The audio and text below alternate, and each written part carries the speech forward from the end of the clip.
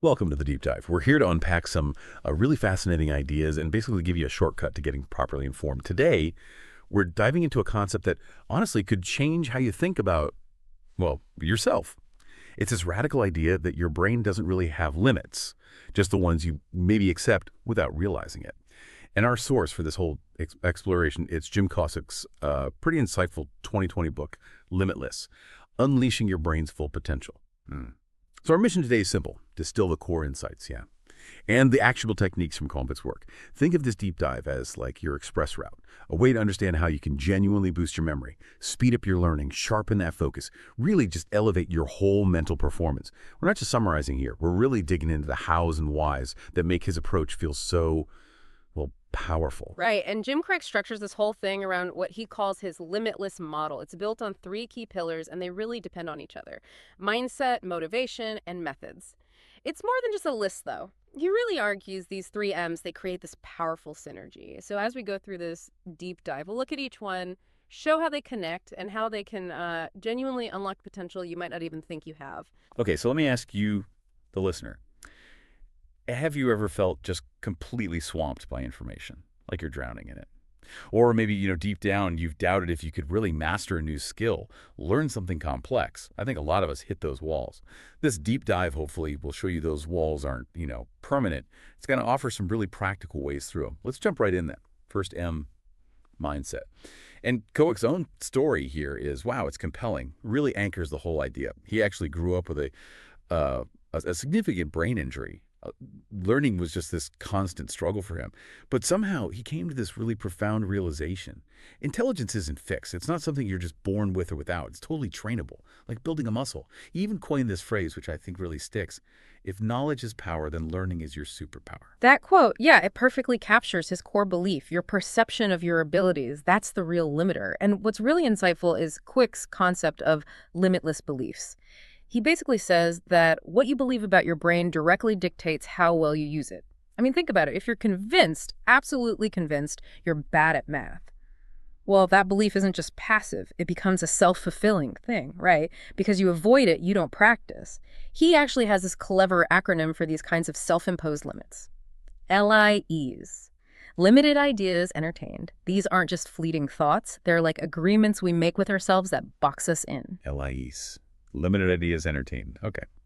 Those sound like really stubborn mental roadblocks, though. For someone who's maybe believed they're bad at X their whole life or just not smart enough, how does Kwik suggest you even start to challenge those really deep beliefs? It sounds, well, easier said than done. That's a really crucial question, because just noticing the LIEs, that's only the first step. Unlimiting, as he calls it, is the active process. You identify them, and then you work to remove those limiting beliefs. Kwik emphasizes that you need to recognize these aren't like fundamental truths about you. They're just stories you've chosen to, well, entertain. And this is exactly where his 3 M's framework really comes into its own. It's foundational. Mindset, what you believe. Yeah, that's the starting point. But then you need motivation, the why behind your actions, and methods, the how. They're totally interdependent. You can't really unlimit your mindset fully without the fuel from motivation and, the practical tools from methods. It's a whole system, not just thinking positively. Yeah, I can really see the logic there. Beliefs absolutely fuel action, don't they? And that brings us actually perfectly to the second M, motivation. Because even if you manage to reframe your mindset, get it totally limitless. Purpose is the absolute fuel. It drives everything forward. Kwik really stresses this. Purpose feeds performance. And he means it, Right. like literally. Absolutely. If we connect this back, defining your why, it isn't just, a nice thing to do. It's critical. It builds that intense focus, that drive you need, especially when learning gets tough, which it inevitably does sometimes. Kwik actually challenges you, the listener, to ask yourself two really powerful questions. First, why must I learn this? Not should I, but must I? And maybe even more profoundly, who will it help? Understanding the impact beyond just yourself. Maybe it helps your family, your community, your career goals. It can tap into a much deeper well of energy, something beyond just fleeting interest. It makes learning feel more like a mission, not just another task on the list. That is so true. I know for me, and I bet for a lot of listeners, sometimes motivation just It just completely fizzles out when a goal feels too huge. It's like staring up at Mount Everest when you haven't even trained for a walk in the park, right? So Krewick introduces this idea of small, simple steps, S3, he calls it. It's designed to combat that feeling of being paralyzed. It's all about breaking down those massive goals into tiny, almost ridiculously small daily actions just to keep things consistent, build that momentum. Have you found that works? Oh, absolutely. It's an incredibly potent concept because it taps into the power of habit formation, and it just reduces that mental friction that, oh, I don't want to start feeling. And this brings us straight to Kwek's motivation formula, which is actually quite elegant. Motivation, purpose X, energy X, small steps. What's really key here is that it's multiplication, not addition. You need all three components. If even one of those is missing or it's at zero, maybe your purpose isn't clear or your energy is just tanked or you're not taking those small, consistent steps, then your motivation is likely going to fail. It really highlights that synergy. A tiny step, but taken with huge purpose and good energy, can actually achieve massive results over time. It's all about that insistent micro progress. Okay, right. So we've got mindset, freeing ourselves from those LIEs, those limiting beliefs, and motivation fueling our purpose with energy and those small steps. Now let's shift gears. Let's talk about the third M, which is maybe the most practical one, methods. This is really the how-to section. It's about the tangible tools, the strategies that can genuinely transform how you learn. And first up, let's tackle something huge in our modern age, focus and flow. It really feels like digital distractions are just constantly chipping away at our ability to concentrate, doesn't it? It really does. Our brains are sort of under constant siege from notifications, emails, just endless information. What Kwik emphasizes here isn't just about willpower, like try harder. It's about creating an environment that helps you focus. So he stresses how crucial it is to eliminate interruptions. That means turning off notifications, closing browser tabs you don't need, and definitely avoiding multitasking, which he basically calls a myth. It just fragments your attention. He's also a big fan of techniques like the Pomodoro technique, focus hard for 25 minutes, then take a short 5-minute break. The insight isn't just focus for 25 minutes, it's about training your attention span, treating it like a muscle. It allows for that deep work without burning out, and it teaches your brain that focus time leads to productive breaks. It's a cycle. And this challenge of perceived limits, it applies directly to memory too, right? We hear it all the time. People say, oh, I just have a bad memory, or they're lucky they have a good memory. But Kwik challenges that head on, almost provocatively. He says, and I'm quoting here, there is no such thing as a good or bad memory, only a trained or untrained one. That's a massive claim. It is a huge claim, yeah. But he backs it up by showing that memory isn't some innate talent only a few people have. It's a skill, like any other skill.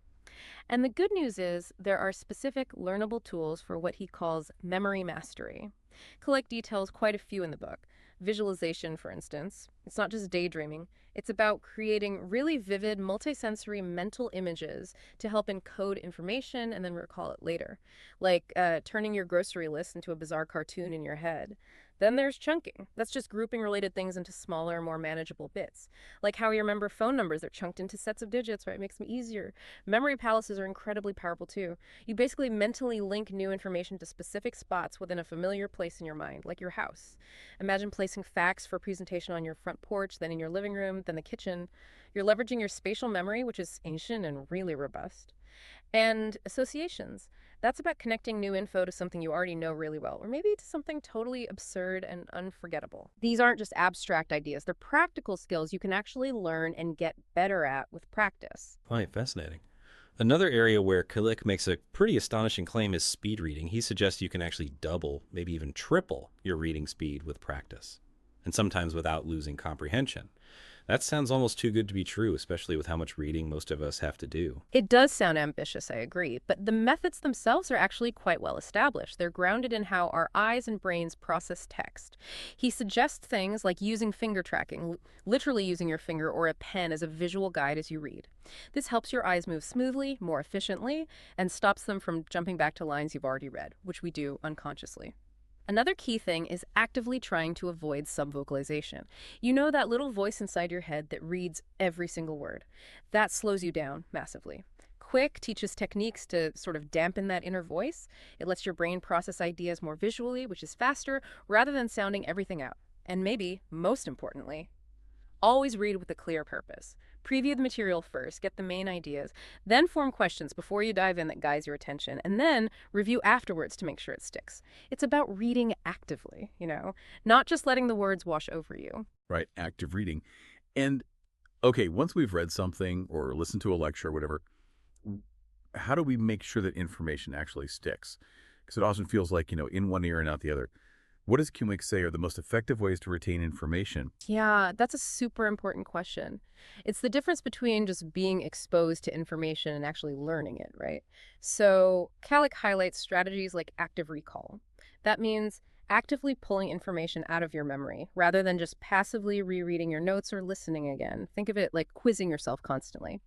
Another really powerful method is spaced repetition.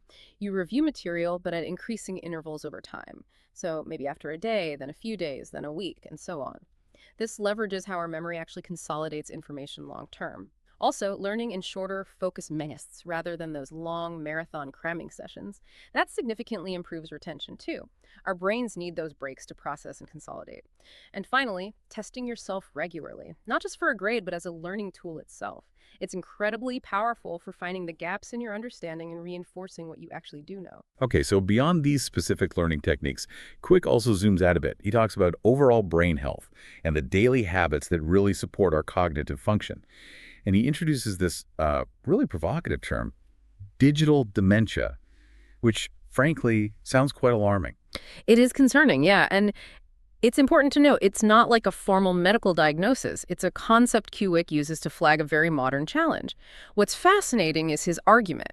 Our increasing, maybe over-reliance on technology might actually be weakening our natural memory and processing abilities.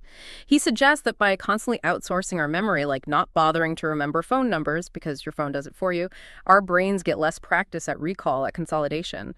This reliance, he argues, can lead to a weakening of those neural pathways we traditionally use for deep memory, for critical thinking. So he really stresses the importance of taking a digital detox sometimes, consciously limiting social media, screen time, just giving your brain a chance to breathe, to process without that constant digital flood. Wow. So if digital dementia is the potential threat, what are the essential sort of daily brain health habits Kwik recommends? The things that act as cognitive fuel to counteract that and really optimize our brains. He lists several really crucial ones. He sees them as foundational, not just generic health tips. Adequate sleep, for example. That's not just about feeling rested. Sleep is literally when your brain consolidates memories and clears out metabolic waste products. Super important. Good nutrition, especially avoiding processed foods and loading up on brain-boosting foods like omega-3 fatty acids, leafy greens, that directly fuels neurotransmitters and brain cell health. Regular exercise increases blood flow, oxygen to the brain, and even supports neurogenesis, which is the creation of new brain cells. Proper hydration. Seems simple, but it keeps those electrical signals in the brain firing efficiently. And meditation. It's not just for stress relief, though that's huge too. It actually trains focus, reduces mental chatter, and studies show it can even increase gray matter in key brain areas. And yeah, minimizing chronic stress is vital. Stress is a known neurotoxin, is really damaging over time. Okay, that's a powerful list. And for those of us listening who are now feeling, incredibly motivated to jump in and start implementing these habits and methods, Kwik doesn't just leave us hanging, right? He actually provides a practical framework, his 10-day plan to becoming limitless. Exactly. It's designed to be comprehensive, but still accessible. Something you can start like tomorrow. For instance, it kicks off with establishing a powerful morning routine to really set your brain up for success each day. It integrates focusing on those brain foods we mentioned. It suggests daily journaling to clear out mental clutter and gain clarity. It encourages practicing speed reading and memory techniques consistently. One of the things I find most impactful is the emphasis on teaching what you learn to someone else. It's not just about being helpful. The act of teaching profoundly solidifies your own understanding. It forces you to organize your thoughts. The plan also builds in time for meditation, even a dedicated digital detox day, and then wraps up with a day for review and reflection. What's really compelling is how he frames it. It's not a one-time fix like do this for 10 days and you're done. It's meant to be the start of an ongoing journey, turning these methods into lifelong habits for continuous improvement. What a deep dive this has been. I think the core message here is just absolutely crystal clear. Your brain truly has limitless potential. And Jim Kwik's framework, mindset, motivation, methods, it really provides a clear, actionable path to start unlocking it. It shows you how to dismantle those barriers you might have put up yourself. Indeed. It really boils down to understanding that transformative power you have.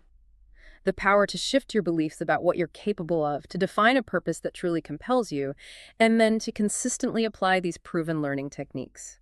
The synergy of those three M's, it isn't just additive, like 1 + 1 + 1, it's exponential. It creates this lasting change that empowers you to learn, to grow, to adapt far beyond what you might have thought possible before. You know, you were born with the ultimate technology, your brain. So the thought to leave you with is this: don't downgrade your dreams to fit your current reality. Instead, upgrade your mindset, supercharge your motivation, and master your methods. This deep dive, it's laid out a path. The power to upgrade is now truly in your hands.